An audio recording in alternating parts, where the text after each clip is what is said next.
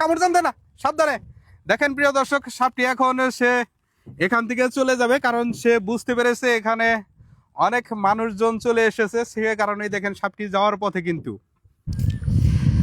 প্রিয় দর্শক, এই যে দেখেন এই খালের ভিতরে একটি নৌকা পড়ে রয়েছে, আর এই নৌকার ভিতরেই একটি অজগরের বাচ্চা, কেউ বলতেছে অজগর সাপের বাচ্চা, আবার কেউ বলতেছে এই জায়গায় রয়েছে রাসেল ভাইপার। এটা রাসেল ভাইপার কিনা অজগর সাপ আমরা বুঝতে পারতেছি না। এখানে দেখেন অনেকে আছে, আমরা তাদের সাথে কথা বলবো। তার আগে আমরা সাপটা আপনাদেরকে দেখাচ্ছি। প্রিয় দর্শক, এইদিকে আসেন। দেখেন এই যে নৌকার ভিতরে এই যে একটি সাপ, এটা রাসেল ভাইপার নাকি অজগর সাপ আমরা বুঝতে পারতেছি না। আপনারা অবশ্যই কমেন্ট বক্সে কমেন্ট করবেন। কেউ যদি এই সাপটি চিনে থাকেন আপনারাই বলেন এটা রাসেল ভাইপার না অজগর সাপ। অনেকেই আবার ভাবতে পারেন সাপটি মৃত না। দেখেন এই যে জীবন্ত একটি সাপ, দেখেন এই যে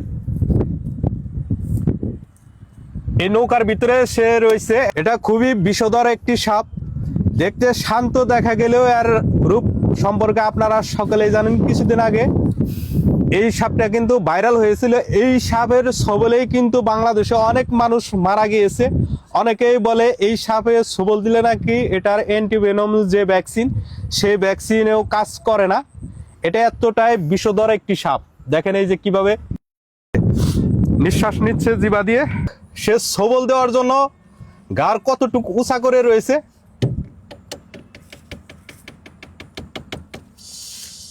সে কিন্তু আগে ফুসফাস করতেছে, দেখেন।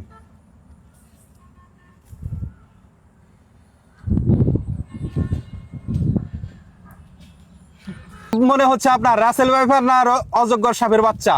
Russell viper.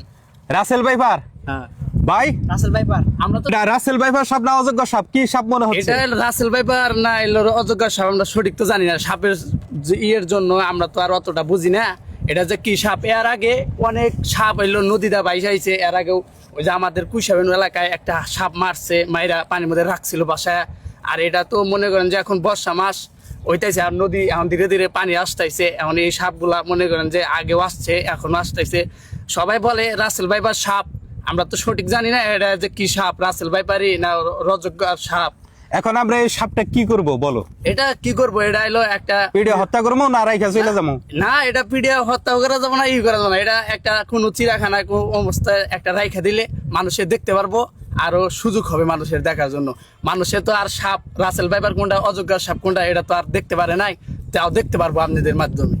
ধন্যবাদ তোমাকে, খুবই মূল্যবান একটি কথা বলছো। প্রিয় দর্শক, সাপটি দেখেন এই যে কতটা উপরে উঠছে। এইদিকে আসো, এইদিকে আসো, মাম্মা মাম্মা দেখো সাপটি উপরে উঠো, উপরে উপরে উপরে, কামড় জানতে না, সাবধানে। দেখেন প্রিয় দর্শক, সাপটি এখন সে এখান থেকে চলে যাবে, কারণ সে বুঝতে পেরেছে এখানে অনেক মানুষজন চলে এসেছে, সে কারণেই দেখেন সাপটি যাওয়ার পথে। কিন্তু আমরা ভয়ে আতঙ্কে সাপের কাছে যাইতে সাহস পাচ্ছি না, কারণ এটা খুবই হিংস্র একটি সাপ। দেখেন আস্তে আস্তে সে কিন্তু আমাদের দিকে আসতেছে। প্রিয় দর্শক দেখেন, মাম্মা যদি কামড় দেয় উপায় আছে? গোলের ভিতরে ঢুকলো, ভিতরে ঢুকতেছে। দেখেন প্রিয় দর্শক, সাপটি ফুসফাস করে ভিতরে চলে গেছে। দেখেন আবার পুনরায় আসতেছে। ওরে বাবা রে, যেভাবে রাগান্বিত হয়ে দেখেন ফুসফাস করতেছে, ভয়ে আমার একবারে শরীরের পশম দেখেন একবারে সবটি খারাপ পড়ছে।